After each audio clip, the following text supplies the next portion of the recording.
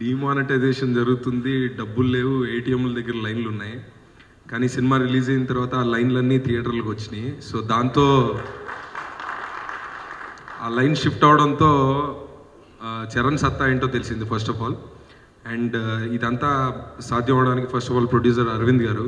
So ఆయన నమ్మి తీసుకున్న సినిమా అండ్ ఎంత ఖర్చు పెట్టారో, ఎంత వెనకాడకుండా ఈ షూటింగ్ జరిగిందని నాకు తెలుసు. కాశ్మీర్లో మేము చేసినప్పుడు 20-30 days షెడ్యూల్ అనుకుంటా. It is the most expensive outdoor shooting ever in India అని చెప్పారు అప్పుడులో. So almost like 100-200 people unit and ఎక్కడ కాంప్రమైజ్ అవ్వలేదు.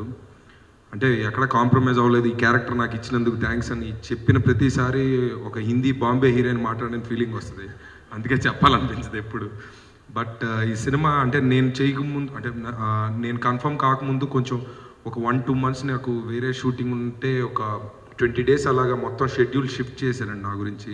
సో ఈ క్యారెక్టర్ నేను చేయగలుగుతానన్న నమ్మకం వాళ్ళు నా మీద ఉంచుకున్నందుకు నేను ఒళ్ళు జాగ్రత్త పెట్టుకొని చాలా జాగ్రత్తగా చేశాను. అండ్ డెఫినెట్గా అప్రిషియేషన్ వచ్చింది. సో పర్టికులర్గా చరణ్ అండ్ సురేందర్ రెడ్డి గారు అండ్ అరవింద్ గారు చాలా పర్టికులర్గా నన్ను ప్రిఫర్ చేశారు. So thank you very much sir once again.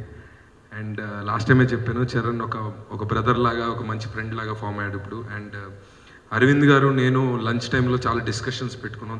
దానిలో ఒక కాంప్లిమెంట్ కూడా ఇచ్చారు నాకు. దాని తర్వాత కాన్ఫిడెన్స్ పెరిగింది లైఫ్లో. సో నేనున్న సిచ్యువేషన్లో ఈ సినిమా నాకేం చేసింది అనేది నాకు తెలుసు.